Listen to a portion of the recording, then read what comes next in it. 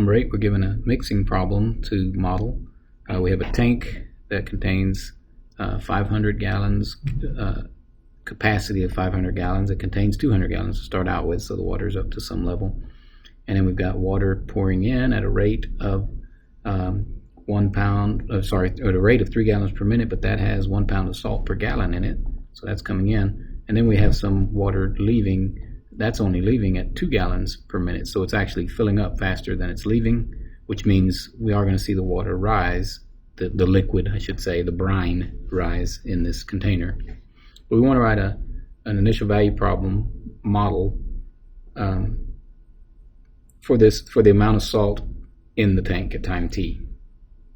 And so we know that the rate of change, dq dt, in the amount of salt can be modeled as the concentration. Well, sorry, let's start with flow. So it's the flow of salt in to this mixture, and then we take out the salt that's flowing out. And so the salt that's flowing in, that is going to be the concentration times the flow rate. The concentration, I'll just abbreviate that, times the flow rate. And in this instance, we're told that it's got 1 pound of salt per gallon. So 1 pound per gallon of salt coming in, mixed in water that's flowing in at 3 gallons per minute. So that's my flow rate, 3 gallons per minute.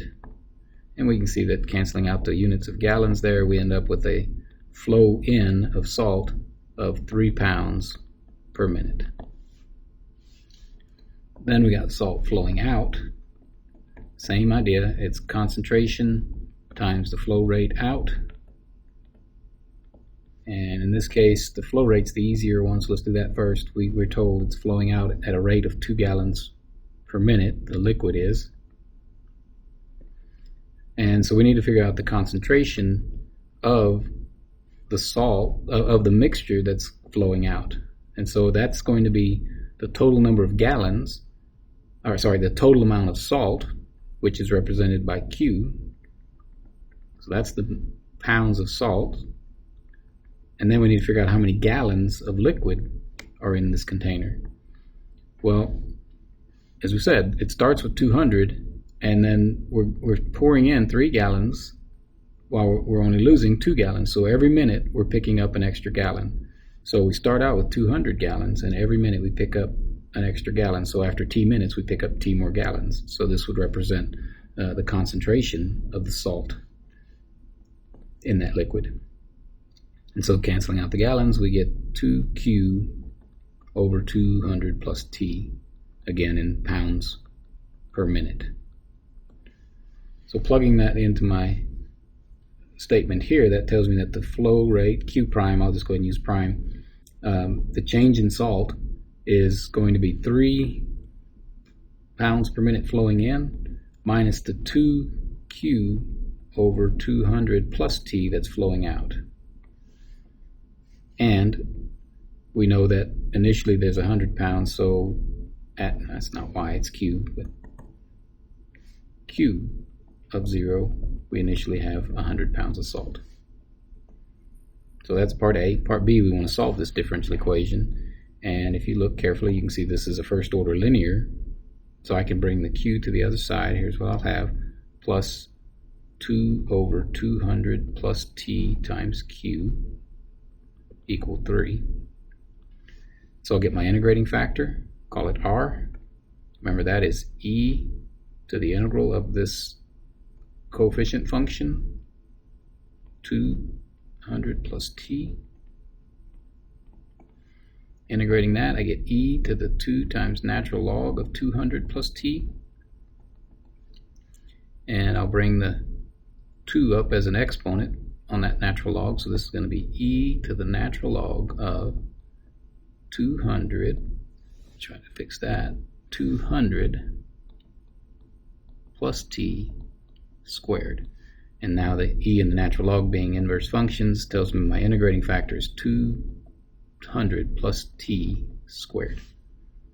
So I'll multiply through this differential equation by this integrating factor, and I'll have 200 plus t squared times q prime plus, well, on the second one of the 200s plus t is going to cancel, so I'll just have 2 times 200 plus t times q, and that'll equal 3 times 200 plus t squared, which I'm going to go ahead and multiply this right-hand side out, and I'll get 3 times 200 squared.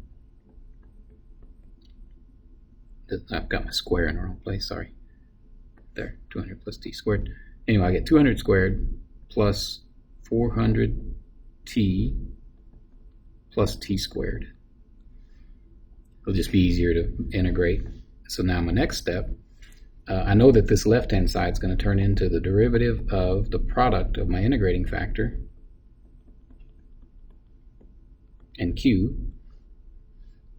and I'm going to integrate that with respect to t while I integrate this right-hand side with respect to t. 200 squared plus 400t plus t squared. So on the left, I get 200 plus t squared times q. On the right, I'm going to get 3 times 200 squared. 200 squared is going to have 4 zeros, so that's 40,000 t when I integrate it. Plus here I'm going to have 400 t squared over 2, so that's going to be 200 t squared when I divide out to 2. And this is going to be t cubed over 3 plus a constant. So if I want to solve this, I'll go ahead and divide through. Say that what I've got is q of t then is going to be 3. If I want to multiply it out, I guess I'll multiply it out. Let me get rid of that 3. So over here I'm going to have 120,000 t plus 600 t squared plus t cubed plus a constant, and that's all going to be divided by the 200 plus t squared. And so now I'll use the initial condition to figure out what this c is. So let's see. I know that I'm supposed to have 100 when I plug in 0. So I get 100 equal to, well, there's going to be 0, 0, 0. So I'll just have c over 200 squared because I'll plug 0 in for that t. So that's going to be 40, so 100 times 200 squared is my c. And what is that? 40,000 times 100, probably about 4 million or something. So let's say I'm going to have a 4 with 1, 2, 3, 4, 5, 6 zeros. I think I did that right. So I believe I get 4 million for my c. So final answer then is that q of t equals 120,000 t plus 600 t squared plus t cubed plus 4 million over 200 plus t squared. And then this is something we could do other stuff with if I wanted to know, when it's what the actual, how many pounds of salt there are at different times t, or if I get into a certain percentage of when things are happening. But anyway, we weren't asked to do anything else, so this is our solution to the initial value problem that we created.